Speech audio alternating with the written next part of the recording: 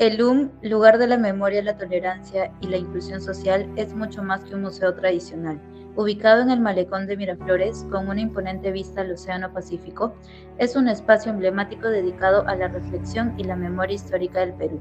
Su misión central es narrar y honrar a las víctimas del periodo de violencia que vivió el país entre los años 1980 y 2000, a manos de grupos terroristas y fuerzas del Estado, a través de exhibiciones conmovedoras, testimonios y material de archivo.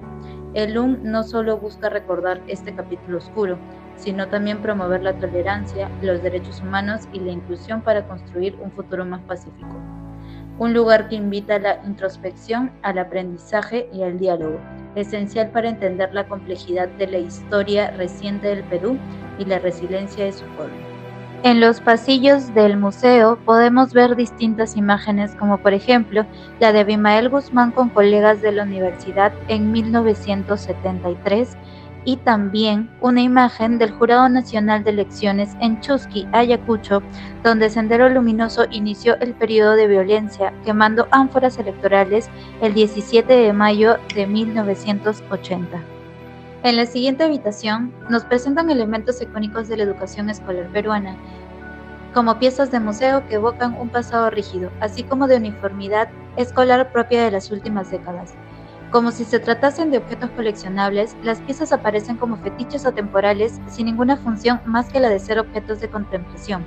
Ellos nos conducen a reflexionar sobre la manera de cómo nos posicionamos frente a la realidad de la precariedad y adversidad, aquella mirada estereotípica que muchas veces se les otorga, despojándolos de toda historicidad e importancia y que nos condena generalmente al infortunio colectivo. El terrorismo cobró muchas víctimas, pero algunas lograron sobrevivir, como por ejemplo Roger Vichy Vázquez, ex profesor de la Universidad de Tarapoto, quien fue el único sobreviviente de los ataques del MRTA.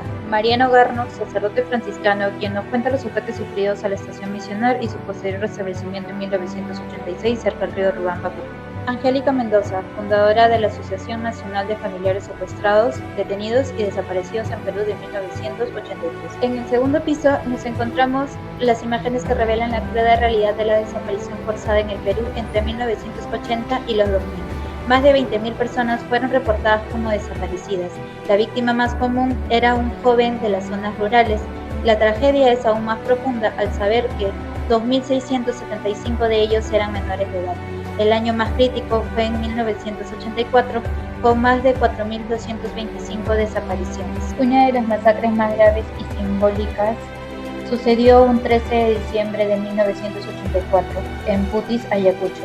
El ejército peruano ejecutó a 123 campesinos que buscaban refugio.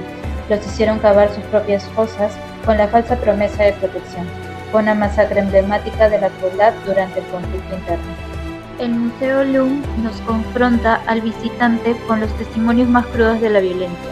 Relatos desgarradores detallan cómo la violación y la tortura fueron armas de guerra usadas por ambos bandos.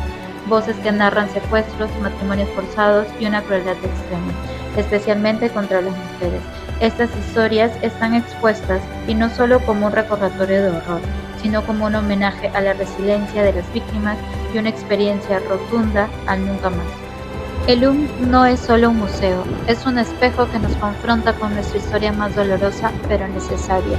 Recordar es honrar a quienes perdieron todo y nuestra responsabilidad colectiva.